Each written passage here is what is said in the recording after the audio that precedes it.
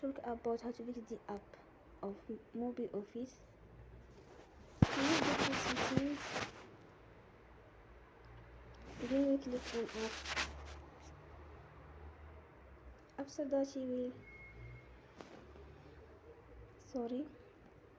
that you will search the app MobiOffice.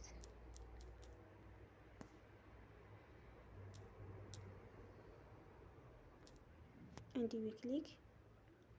Then you will on stop. After that you will go to storage. Then we click on clear cache.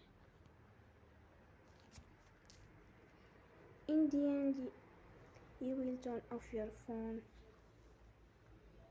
and you will recharge your phone again. Don't forget to support us by like and subscribe. See you next time and thank you for attention.